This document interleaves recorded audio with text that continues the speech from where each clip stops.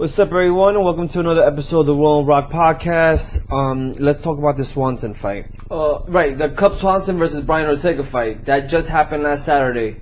As you know, Brian Ortega took Cub Swanson, had a stand-up rear naked guillotine. Man, that's a huge win for Ortega. And he did what he set out to do. He submits people, and he freaking Cub Swanson. I mentioned that either he tapped or he felt like he was gonna die. Yeah, literally, that was literally what came out of his mouth. But it's just to show you. I mean, this is somebody that's also training with the Gracies from the beginning. That he has a great story, by the way, about his background, being in gangs and stuff like that. But we're talking about a guy that has tremendous jiu-jitsu skills, right? Absolutely 100% tremendous skills. On top of that, he's now learning a little more of the stand-up game now. He does normally take it to later rounds to win them last minute type of fights, when he does win like that. Right, he's been winning us of late like that, but just to show you, second round, guillotine.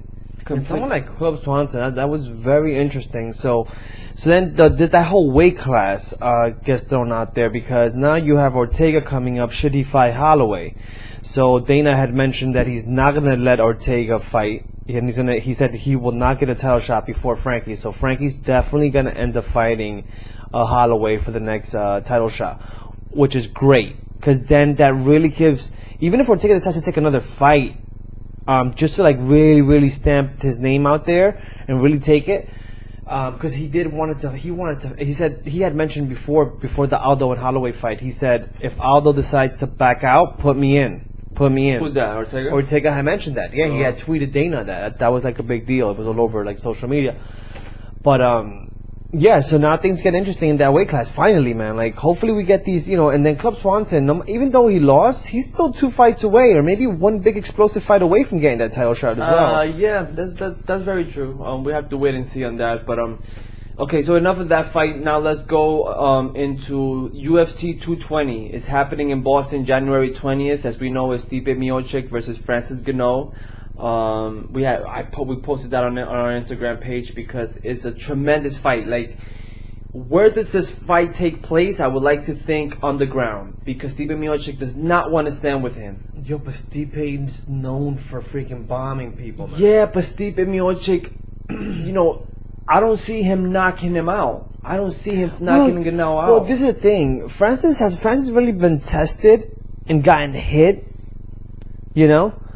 As he gotten tested and gotten hit, the thing with him. Well, the thing about you. Okay, let me just stop you right there because we saw what happened to Alistair Overeem's head. It literally snapped out of his fucking body. The Hadouken.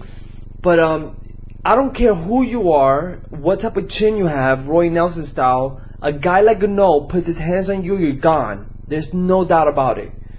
So Stipe Miocic is known for his stand-up game. He likes to stand and bang, But he's also a well-decorated wrestler. So I would definitely recommend him to use wrestling just because Francis Ngannou touches you, you're gone. He has the heaviest hands in the UFC right now, hands down. Well, after freaking putting that whooping on fucking Alistair Overeem and the way he did it, man, that was a huge highlight reel. No, I'm with you. I'm totally with you. That was probably the best TKO of the year. If you really stop and think about it. Yeah, absolutely. Right? Yeah. Yeah, it was such a spectacular. That card itself, once again, did not disappoint. That card did not disappoint, man. But thank God, now we got heavyweights that we can also start hyping up about again, man. Yeah. Some of these weight classes, it's been taking, it's like a low process to finally get back where they really want to, but they're slowly getting there with some big time names. No, I do agree. That's going to be exciting. Boston has a tremendous fight in their hands, and again, that's January 20th. We also saw I'm sorry, go ahead. Because that's the Daniel Cormier fight. He's fighting the same card. Yes, there's a possibility that he's going to be putting. Volkan, he posted it up. It's official. It's official. Yeah. Okay, so that's going to be another interesting. Yeah, fight. That's in that same card. You got Daniel Cormier versus Volkan. That's a great fight. Yeah, absolutely. I agree with you 100%. Also, headlining UFC 221, which is happening in Australia. That's February 10th. is Robert Whittaker versus Luke Rockhold, and this is for the interim champion because GSP.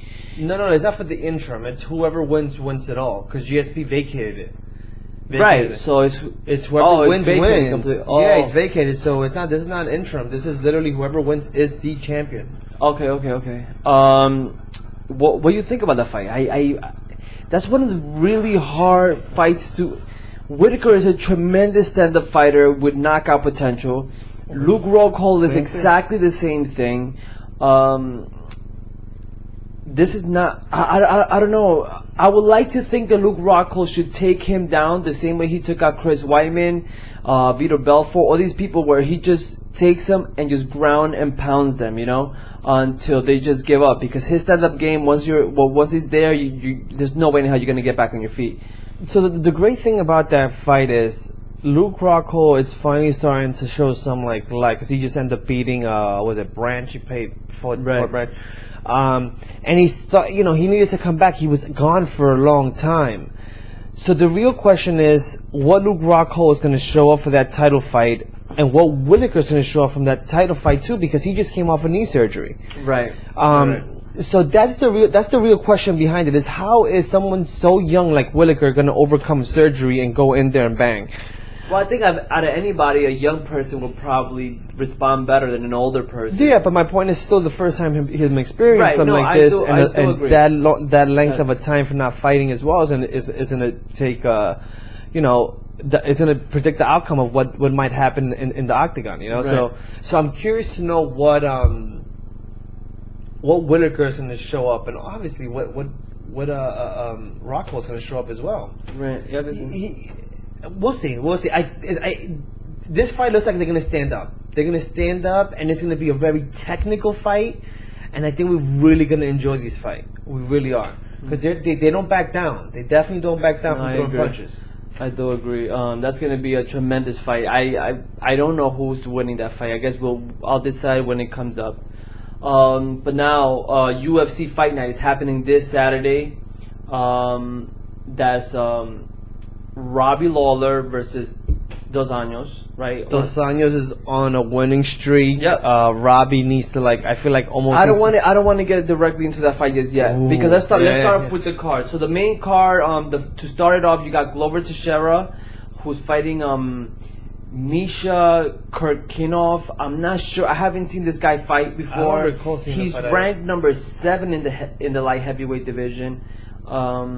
And he's fighting a guy like Glover Teixeira, who's ranked number 3. So it's very interesting for them to even put Glover Teixeira. I know, but didn't Glover Teixeira just come out of a loss? He lost recently. Yeah, he did lose recently. He's coming from back-to-back losses.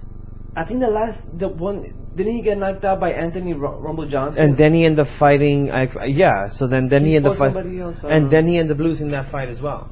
But right, so he's coming out of 2, but he's still ranked number 3. It's just to show you where the light heavyweight division is right now. I mean, there's nobody. Just John Jones left. This is just there's nobody in that weight class besides Daniel Cormier. But anyway, so I've never really seen Misha fight before, so I'm gonna just give it to Glover Teixeira. He loses this time. Are we doing predictions for shots like we did last time? Let's do it. All right, yeah. So you got Teixeira. I got Teixeira losing this fight. I think Teixeira mentally is no longer the same fighter he used to be. And the fact that he's ranked number 3 really, really shows you. That comes as a complete surprise to me because I did not know he was ranked number 3. How bad that weight class right now is looking. I don't disagree, but I'm still going with Glover Teixeira. His back is against the wall. He loses, he could get dropped. I wouldn't want to believe that he's going to wake up, smell the coffee, and win this fight, because if not, he's going home. I don't know if they're going to re-sign him. But depending on his contract, but also, would he contemplate retirement? You know what I mean? And if it is his last fight, he should totally go into Bellator. Really make some noise in Bellator. Yeah, I do agree 100%. But yeah, so I got Whittaker. I have Glover Teixeira, and you have Misha Cirkunov. Yeah, something like that. All right, cool. The next one is Santiago Ponzinibbio. I can't even say, versus Mike Perry. This is from the welterweight class. Santiago is ranked number 10 in the division, and Mike Perry is not ranked.